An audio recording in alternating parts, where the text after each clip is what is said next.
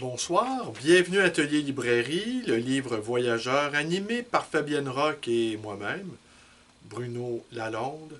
Nous sommes à Montréal le 11 décembre 2022. Voilà. Alors aujourd'hui, je vous parle d'un livre. En fait, livre, peut-être le terme est exagéré, car c'est un objet que j'ai lu sans effort aucun, mais en y apprenant un tas de trucs. Un tas de trucs qui peuvent sembler inutiles, mais pour les lecteurs que nous sommes, pas du tout. Mais je vais vous montrer le livre d'abord et après, je vais vous en parler. Alors, c'est un livre-revue. C'est le numéro de la règle du jeu, revue fondée entre autres, et qui en est toujours le directeur, Bernard-Henri Lévy. Et 32e année, janvier 2022, le numéro 75. Et de quoi il est question? Comment lisez-vous? Alors, plus d'une centaine, je ne les ai pas comptés, de personnalités répondent à cette question. Comment lisez-vous? Et les 4 questions que la rédaction a posées aux auteurs retenus, c'est à quel moment de la journée, de la semaine, de l'année, de la vie lisez-vous le plus volontiers? Y a-t-il des livres dont vous puissiez dire qu'ils ont changé votre vie? Dans ce cas, pourquoi? Y a-t-il un grand classique ou plusieurs dans lesquels vous n'avez jamais eu le goût d'entrer? Et enfin, vous est-il arrivé d'aimer des mauvais livres? Si oui, pourquoi?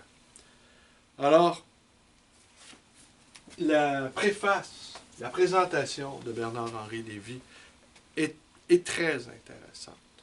Pose de bonnes questions. Et Bernard-Henri Lévy, je sais que c'est un personnage fort contesté, mais qui ne l'est pas? Je ne connais personne qui rendu à un certain niveau de notoriété, de compétence, de réussite, n'est pas l'objet de critiques incessantes. C'est impossible. Alors, quand on entend il ne fait pas l'unanimité, ah ben voilà, j'aimerais bien que vous me nommiez une personne qui, elle, fait l'unanimité. À mon sens, ça n'existe pas. Alors, de répéter sans arrêt que c'est un personnage, lui ou d'autres, qui ne font pas l'unanimité, je ne sais pas trop quoi vous dire, mais ça m'apparaît ne rien dire du tout. Eh bien, celui-ci, évidemment, il provoque des réactions assez vives. Pour ma part, j'avais, à l'époque, lorsqu'est sorti La barbarie à visage humain, j'avais été plutôt réservé quant à ce livre-là. Et il faut dire aussi qu'il appartenait à cette mouvance qu'on a appelée les nouveaux philosophes et qui venait après les Foucault, Derrida, Deleuze et donc forcément la marche était très très très haute et d'autant que les 3 philosophes surnommés étaient des universitaires, tandis que les nouveaux philosophes, eux, ne l'étaient pas. Ils appartenaient à une nouvelle catégorie de penseurs, s'apparentant plus à la critique sociale ou politique large qu'à la fabrication, proprement dit, de concepts, à la création de concepts, tels que l'a exprimé Deleuze en parlant de la philosophie. Mais, donc, j'avais modérément apprécié son premier livre. Cependant, j'avais pris un vif plaisir à lire Le siècle de Sartre, qui est, à mon sens, un des plus beaux livres écrits sur Sartre, et un autre de ses ouvrages Comédia qui m'avait également beaucoup plu. Quant à ses positions politiques, eh bien, sa dernière intervention en faveur de l'Ukraine m'a évidemment rassuré. Je ne pouvais pas imaginer qu'il en soit autrement, de toute façon. Alors oui, un livre revue, vous disais-je, car au fond, on y apprend un tas de trucs, mais qui ne nous serviront pas à grand-chose. Mais ce n'est pas vraiment important. Alors, j'ai lu ce livre-là, en fait, comme une sorte de détente. Voilà. Certains lisent des romans policiers pour décrocher. Moi, je l'ai lu curieux de savoir, puis il y a beaucoup d'auteurs que je ne connais pas, mais ce n'est pas que les gens du livre qui ont été sollicités à répondre à ce quadruple questionnaire. C'est également des cinéastes comme Nicole Garcia ou des hommes politiques comme Emmanuel Valls ou Emmanuel Macron, dont je vais vous lire les réponses, ainsi que celles de Fabrice Lucchini, qui sont deux personnages pas si aux antipodes. Je dois confesser ici que j'ai une fascination particulière pour le président Macron. Un personnage qui me fascine à plein de niveaux. J'ai appris d'une source très sûre, et d'ailleurs il confirme un peu dans ses réponses à ce questionnaire, il ne dort pas la nuit, Macron. Voilà. Il ne dort pas la nuit et on imagine son effervescence intellectuelle. Alors, et à l'instar de Jean-Luc Mélenchon, il a une formation philosophique. C'est un philosophe, au fond. Et ça aussi, ça me fascine. Alors, et autre chose aussi, on imagine souvent que les politiciens n'ont pas le temps de lire. J'ai raconté dans l'une ou l'autre de mes innombrables vidéos que George William Bush était un grand lecteur. Et ça, je sais que ça a provoqué beaucoup d'étonnement dans mon entourage, parce que plusieurs personnes m'en ont parlé. Et il faisait des concours de lecture avec son conseiller, son éminence grise, Karl Rove. Et une année, c'était Rove qui remportait le championnat. Et l'année suivante, parfois, c'était le président des États-Unis. Et Bush lisait jusqu'à 100 livres par année. Ça peut sembler étonnant quand on se dit, ouais, les hautes tâches. Mais c'est impossible j'aurais envie de vous dire, même si on est président ou premier ministre ou monarque, c'est impossible d'être investi 24 heures sur 24 dans sa mission.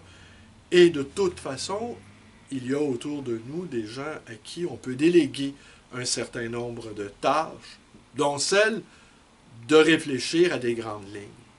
Il y a Jacques Parizeau, lorsqu'il était ministre et premier ministre, demandait à ses conseillers de résumer en une page leur projet de loi ou leur énoncé économique. Si le projet ne peut pas tenir en une seule page, on ne peut pas clarifier au point de tenir ça en une seule page, à quoi bon? Alors, d'autres exemples de politiciens importants qui étaient de grands lecteurs, Bush, je le sais, ça vous étonne. Barack Obama, ça vous étonne pas mal moins. Mais Barack Obama également est un grand lecteur. Et Obama, dans sa lointaine jeunesse, a eu pour mentor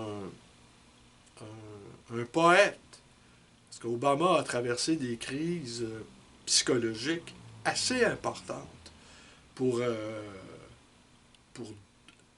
non pas devenir l'homme et le président qu'il est devenu, mais probablement pour atteindre une sorte de dimension où l'intuition est le guide suprême. Alors ces grands politiciens d'envergure sont dotés d'une très haute capacité d'intuition. Pas obligé d'être un lecteur, évidemment, pour ce faire, mais forcément, on aurait envie de dire que la bibliothèque, d'une certaine manière, ça peut être une sorte de rempart contre le monde, un couvre-feu, un pare-feu, un coupe-feu contre la folie du monde, nous protégeant de la folie du monde, de ce monde intranquille. Et quant à moi, je ne sais pas, j'aimerais le croire, mais j'aimerais le penser. Je ne sais pas s'il existe un art de lire, mais assurément, il existe un art du retrait, de la mise à l'écart, de l'abri.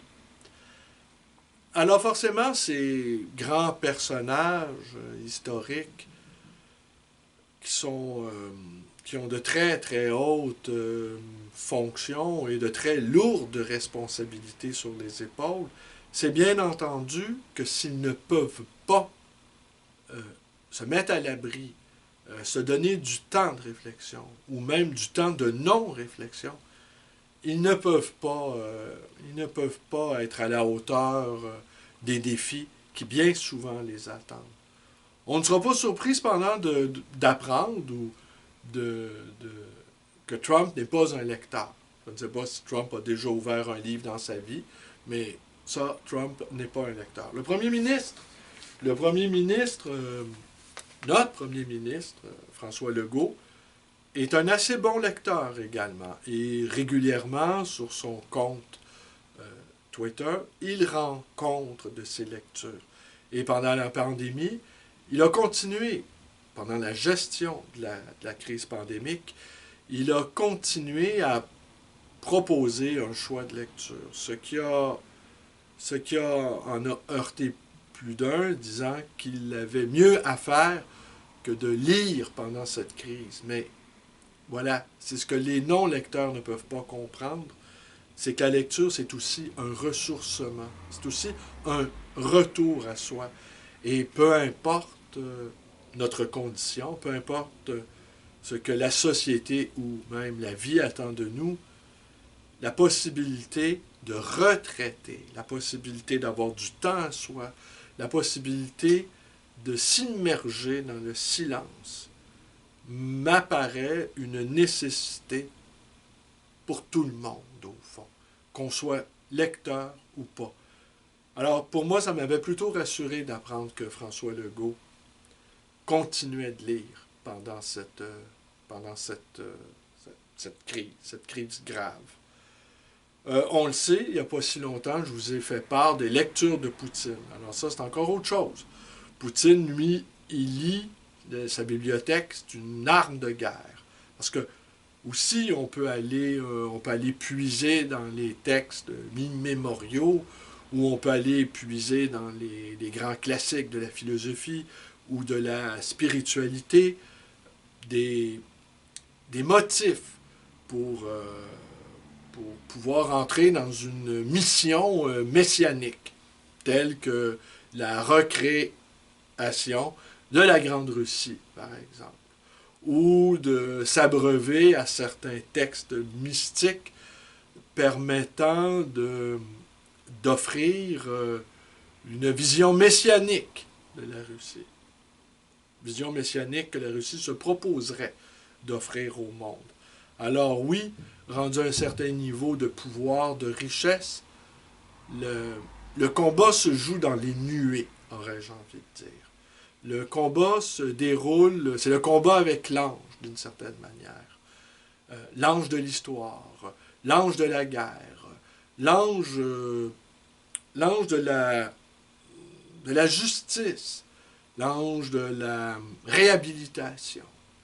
Et rendu à un certain niveau où il y a peu d'êtres humains et l'air est glacé, peut-être que la vision panoramique qui s'offre à ces grands isolés, peut-être leur donne-t-elle même si cette vision est erronée, un panorama tel qu'ils se sentent obligés à entrer dans de grandes manœuvres pour faire bouger l'histoire.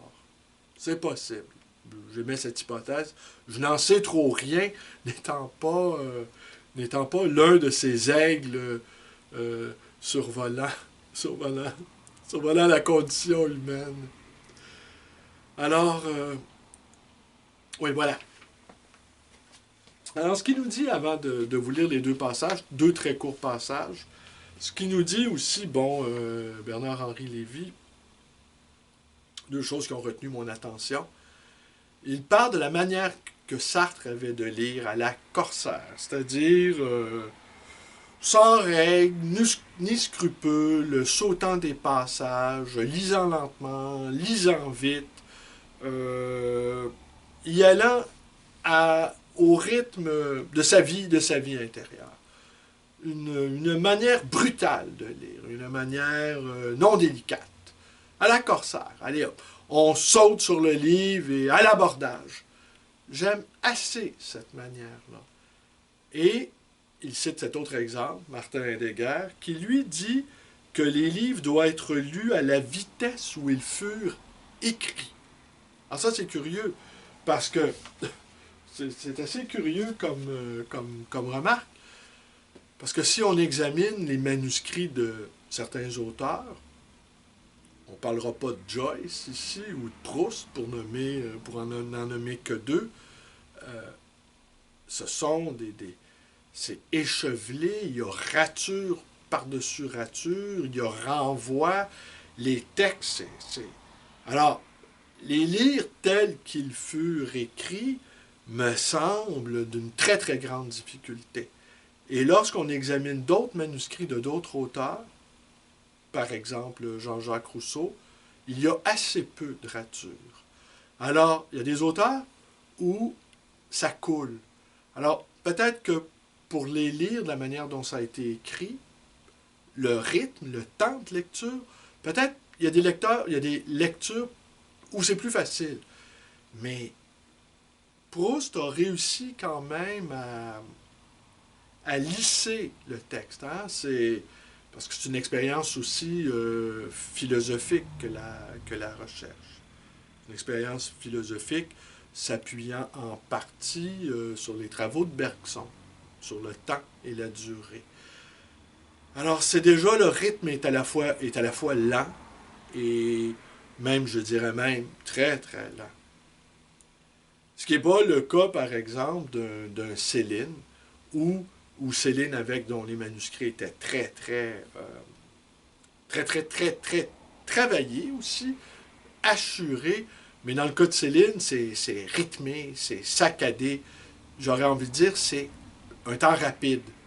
Le temps rapide versus le temps long proustien. Alors, encore là, on les oppose. Oui.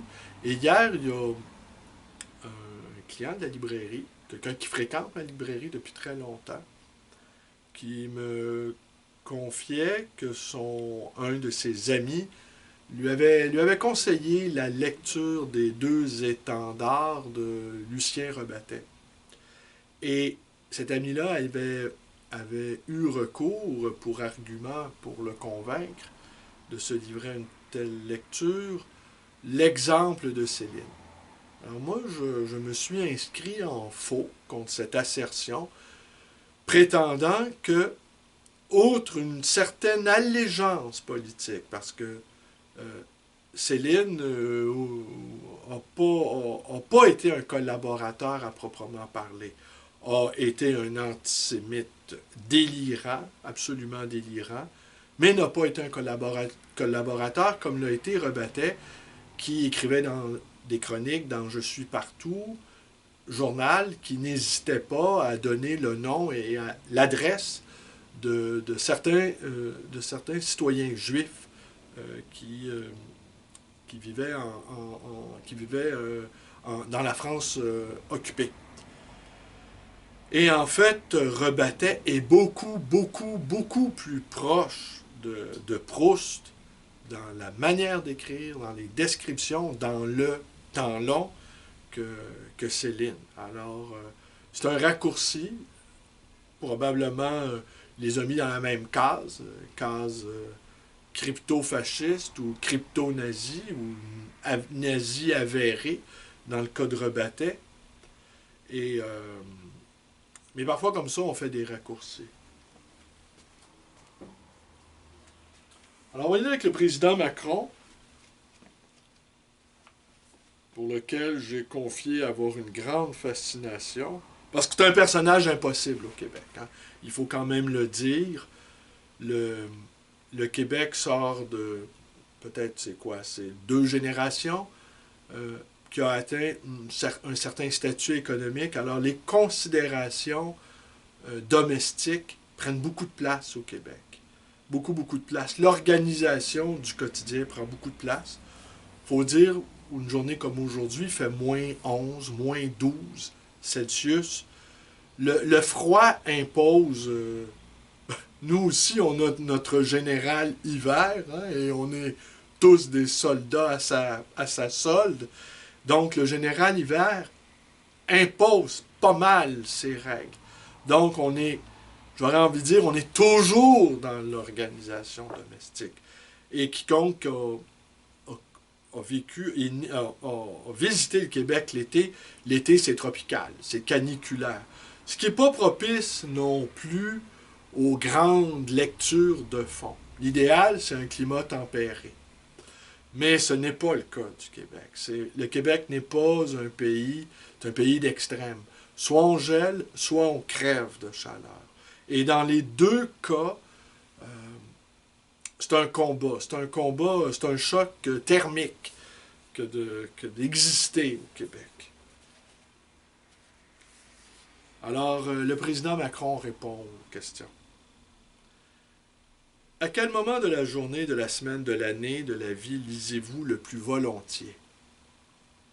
Je lis chaque jour, le soir et la nuit, souvent de la poésie et des essais. Dans la journée, j'essaie de m'échapper, dans l'après-midi, pour lire aussi, alors des romans. Les fins de semaine, ce sont les romans, et je lis alors davantage, passant d'un livre à l'autre. Les vacances, quant à elles, sont peuplées de livres et de lectures. Y a-t-il des livres dont vous puissiez dire qu'ils ont changé votre vie? Dans ce cas, pourquoi? Madame Bovary m'a longtemps accompagné, et plus largement Flaubert. Son exigence, sa langue absolue, sa folie de la langue et du rythme, jusqu'à épuisement de chaque personnage et chaque paysage.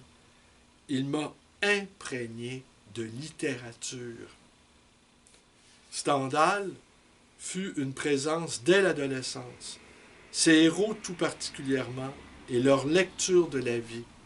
Stendhal a changé ma vie aussi, par son regard sur l'épopée napoléonienne et son attachement à la France et à l'Italie. Les nourritures terrestres de Gide fut le livre de mon adolescence, la découverte de la transgression, la fièvre, l'Afrique.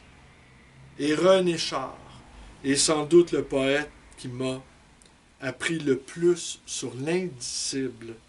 J'ai tout lu et relu de lui, le sens des hommes comme cet amour tellurique et silencieux de la nature, sa mythologie.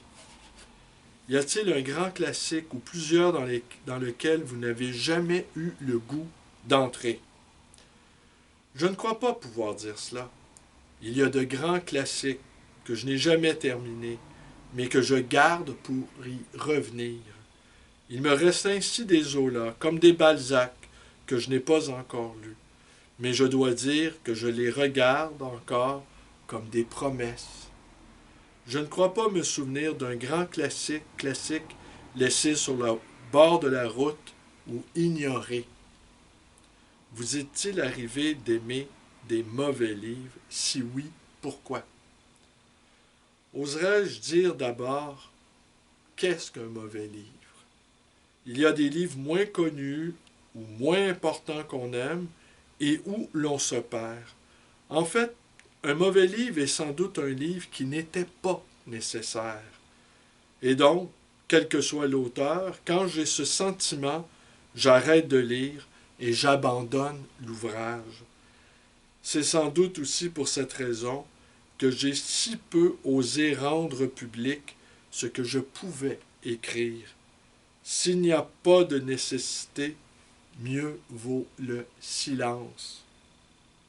Après, il y a des livres que j'ai pu aimer pour les univers ou les dialogues. une musique particulière, une nostalgie. Alors oui, sur ce, non pas cet empêchement à écrire, mais cette retenue de publier, hein, plutôt qu'écrire, c'est la fameuse sentence lapidaire d'Albert Cossery. Si je n'ai rien à dire, je n'écris pas. Quand je n'ai rien à dire, je n'écris pas. Alors, avons-nous tant de choses à dire? Hein? Je pense que nous avons plus de choses à ne pas dire.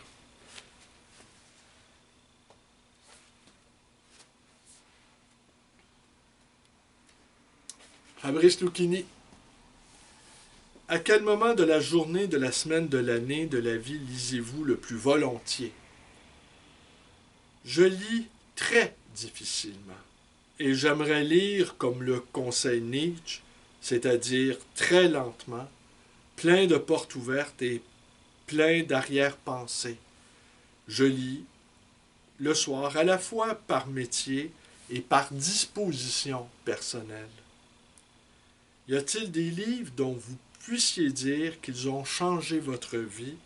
Dans ce cas, pourquoi?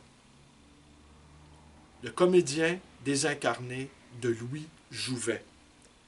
De manière extraordinaire, Jouvet a imposé au métier de comédien une dimension janséniste et quasiment mystique. Sans compter qu'il s'agit là du grand témoignage qui ait jamais été écrit sur la condition de comédien. Diderot, à cet égard, n'a compris du métier que le paradoxe. Jouvet, par son génie de la pratique des classiques, en a cerné tous les étages.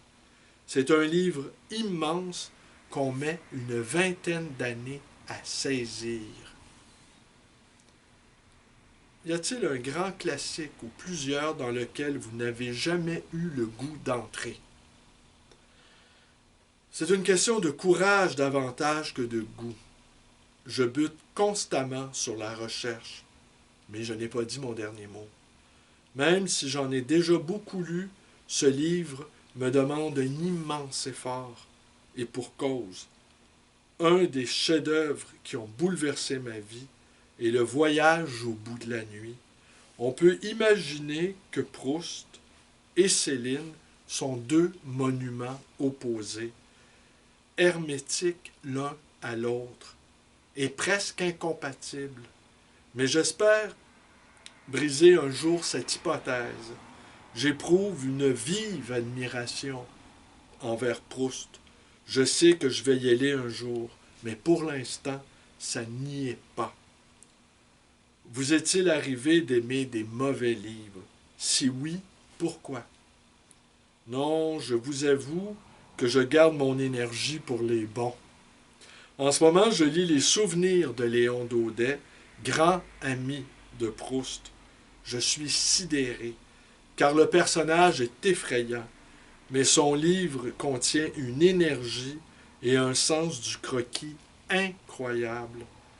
Ma grande révélation ces derniers temps a été Croquis de mémoire de Jean Cau. Eh bien oui, je pourrais vous dire deux petites choses en concluant cette vidéo concernant les souvenirs littéraires de Léon Daudet. J'ai lu ça dans ma prime jeunesse. Et je pense avoir quelque part un exemplaire qui traîne dans la librairie. Et je vais le reparcourir. C'est vrai que c'était un livre qui avait beaucoup de vivacité. C'est un livre avec de l'énergie, comme le dit le comédien. Mais et c'est un portrait d'époque aussi. C'est une sorte de fresque intimiste, si ma mémoire est bonne. Et je vais donc prochainement, en tout cas je garde ça dans les cartons, je vais vous en reparler. Et c'est possible que dans les prochaines semaines aussi, je revienne sur des lectures faites il y a très, très, très longtemps, pour voir où j'en suis aujourd'hui avec ces lectures-là. Un auteur que j'ai beaucoup pratiqué dans cette prime jeunesse, c'est Monterland. Voilà.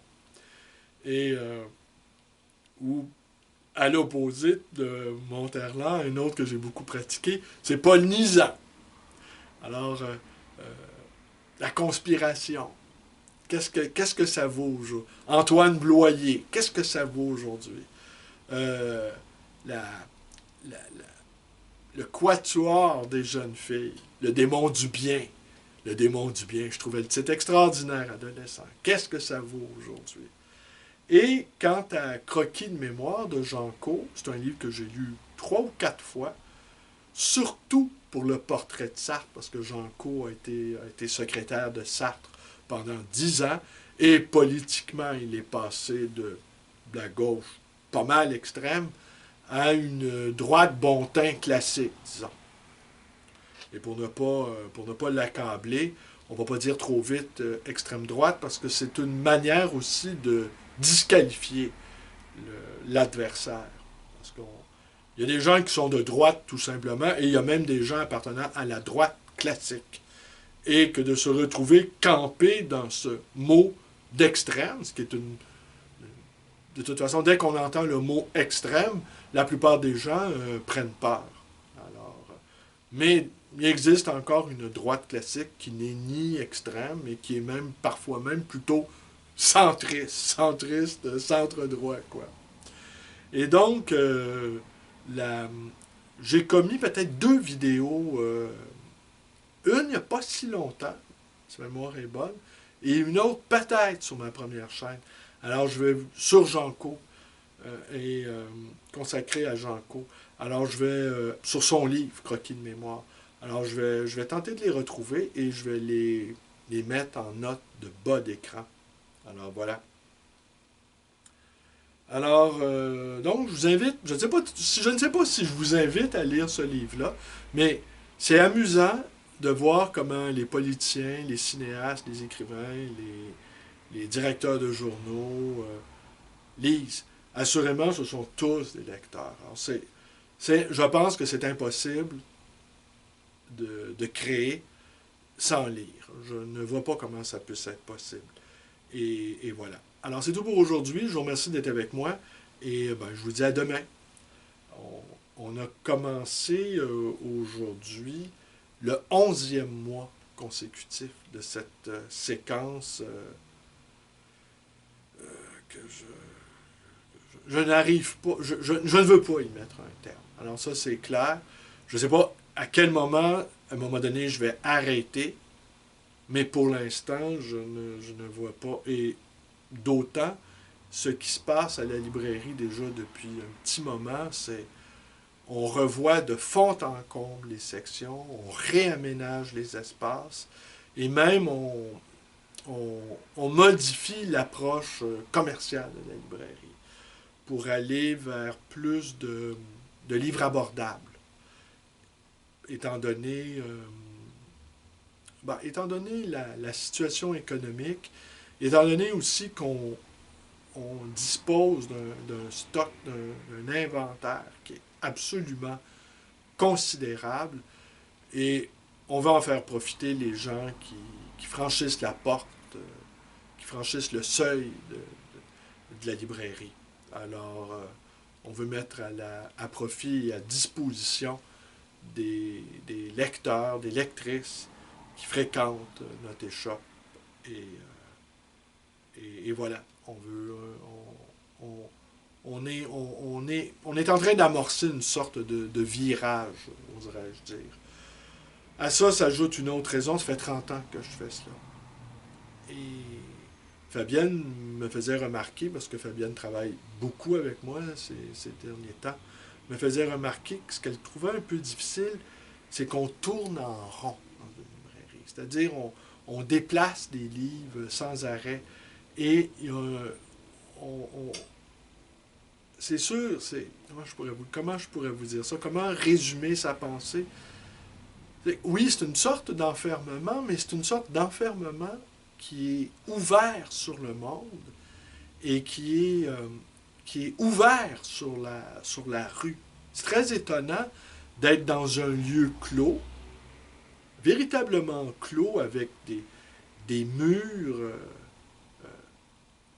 remplis de livres, des murs qui sont presque pas capitonnés de livres, mais en fait, des murs protecteurs.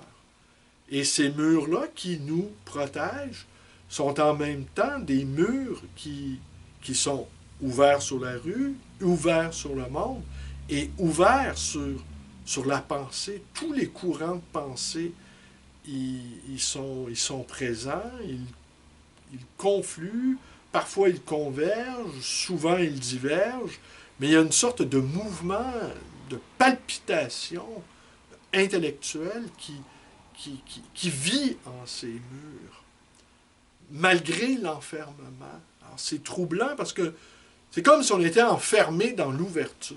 Voilà. Ça peut être curieux comme formule. Et ce matin, avec Jacques, je lui confiais aussi une autre chose, une petite parenthèse, une petite digression pour conclure. On fait beaucoup état de la cancel culture. Hein? C'est assez étonnant, tous ces mots-là qu'on exporte de l'anglais et qu'on importe de l'anglais. Et la cancel culture, au fond, c'est la version tapageuse de ce qui a toujours très bien fonctionné, c'est-à-dire le boycott. Le boycott implicite, le boycott silencieux, le boycott qui s'anime sans maudire, sans qu'il y ait à proprement parler de complot, un boycott d'intérêt, un boycott d'animosité.